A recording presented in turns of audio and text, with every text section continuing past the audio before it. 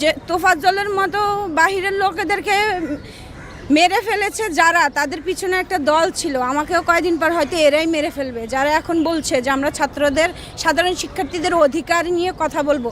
হয়তো এরা আমাকেই আগে, সবার আগে আমাকেই মারবে। আপু, এরা এদের দলীয় এজেন্ডা বাস্তবায়নের জন্য এরা মানুষ মারতেও কুণ্ঠাবোধ করে না। এটা যুগ যুগ ধরে প্রমাণ। ছাত্রদল যখন ছিল ক্ষমতায় 2002 সালে পুলিশের মজুদে, পুলিশের সিকিউরিটিতে ছাত্রদল শামসুন নাহার হলে ঢুকে মেয়েদেরকে গণধর্ষণ করেছিল, মেয়েদের সম্মানহানি করেছিল।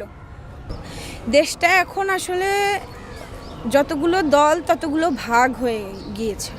কেউ এখন দেশের জন্য কাজ করছে না, সবাই এখন দলের জন্য কাজ করছে।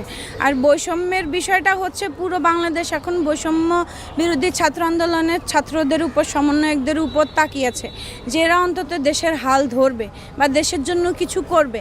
আবার এক দল আমাদেরকে পচাচ্ছে, কারণ ওরা আসলে ওদের এজেন্ডা বাস্তবায়ন করতে চাচ্ছে। এখন আমরা যদি থাকি তাহলে তো ওদের এজেন্ডাগুলো নষ্ট হয়ে যাবে। এই জন্য আমাদেরকে পচিয়ে তারপর হচ্ছে গিয়ে তারা চাচ্ছে যে দেশটাকে আবার সেই রসাতল বানিয়ে। ওটাই তো সমস্যা, যে কিছু মানুষের জন্য বা কিছু ছাত্রের জন্য এখন আমরা সবাই হচ্ছে গিয়ে মানে আমাদেরকেও বিভিন্ন রঙে ফেলা হচ্ছে, ট্যাগ দেওয়া হচ্ছে। এটা আসলেই দুঃখজনক, এটার কোনো উত্তর আমার কাছে। এই জন্যই তো এটা থেকে আমরা বের হয়ে আসতে পারছি না। এই ট্যাগ করে করে করে করে এটা তো একটা সিস্টেম হয়ে গিয়েছে। এই সিস্টেমটা থেকে একটা সিস্টেম যত বছর ধরে তৈরি হয়, ঠিক তার থেকে দ্বিগুণ বছর ধরে তাকে শেষ করতে হয়।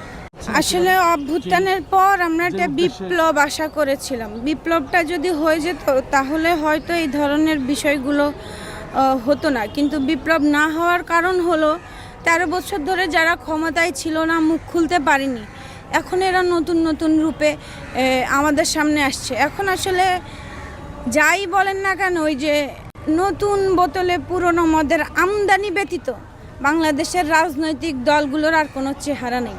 আপনি যাদেরকেই ক্ষমতা দেন না কেন, এরা সবাই এক রকমই। আমি জানি আমার এই কথার পর আমাকে ওপেনলি গালি দেওয়া হবে, তবুও আমি বলছি যে যদি আপনার নৈতিকতার জায়গা থাকে তাহলে নিজেকে মদ হিসেবে বিবেচনা করা বাদ দিয়ে দিন, নিজেকে মদ হিসেবে প্রমাণ করা, প্রকাশ করা বাদ দিয়ে দিন, দেশের জন্য কাজ করুন।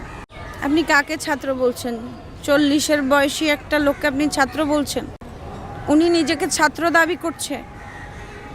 উনারা যদি উনাদের এত কনসার্ন ছাত্র রাজনীতি নিয়ে, 13 বছর ধরে আমাদেরকে কেন তাহলে ছাত্রলীগের হাতে নির্যাতিত হতে হলো? তখন উনারা কোথায় ছিলেন? কেন আশীর্বাদ হয়ে এসে আমাদেরকে রক্ষা করেননি? তোফাজ্জলকে যে মেরে ফেলা হলো, ওই হলে কি ছাত্র দলের একটা শিক্ষার্থীও ছিল না? তখন তাদের কনসার্ন কোথায় ছিল? এগুলো বললে আসলে সাধারণ শিক্ষার্থীরা উত্তেজিত হয়ে যাবে। এ ধরনের মানে ভণ্ডামি বাদ দিতে বলেন। ও তাই নাকি 13 বছর কোথায় ছিল? এত অটুট ছিল যে ঘর থেকেই বের হয়নি। ছাত্র হিসেবে বুড়ো হয়ে গেল, বুড়ো হয়ে তারপর বের হলো। এখন উনি ছাত্রই আছেন।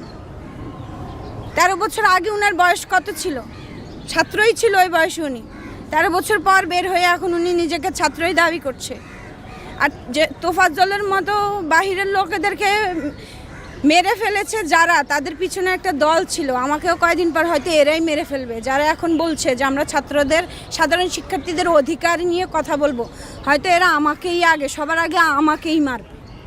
আপু, এরা এদের দলীয় এজেন্ডা বাস্তবায়নের জন্য এরা মানুষ মারতেও কুণ্ঠাবোধ করে না। এটা যুগ যুগ ধরে প্রমাণ। ছাত্রদল যখন ছিল ক্ষমতায় 2002 সালে পুলিশের মজুদে, পুলিশের সিকিউরিটিতে ছাত্রদল শামসুন নাহার হলে ঢুকে মেয়েদেরকে গণধর্ষণ করেছিল, মেয়েদের সম্মানহানি করেছিল। ছাত্রদল ভালো বলছেন? ওরা আমাদের অধিকার নিয়ে কথা বলবে? ওদেরকে আমাদের সামনে আসতে বলেন, আমরা ওদের সাথে একটু কথা বলতে চাই যে ওরা কি, কোন একটা তো মোটিভ থাকে, একটা ভিশন থাকে, ওদের ভিশনটা কি আমরা জানতে চাই। একটা রাজনৈতিক ছাত্র সংগঠনের ভিশন কি হতে পারে? ছাত্র অধিকার কোথায়? ছাত্র অধিকার যেদিন আমাদেরকে এখানে মারা হলো, ছাত্রলীগের টোকাইরা আমাদেরকে মারলো, ওই দিন ছাত্রদল কোথায় ছিল? কোথায় ছিল? বাঁচায়নি কেন আমাদেরকে? বাদ দেন এগুলো, ওদেরকে বাদ দিতে বলেন। এগুলো শুনলে উত্তেজিত হয়ে যাওয়া ছাড়া কিছুই, মানে মাথার সাথে সাথে 160-এ ঘুরে যাই।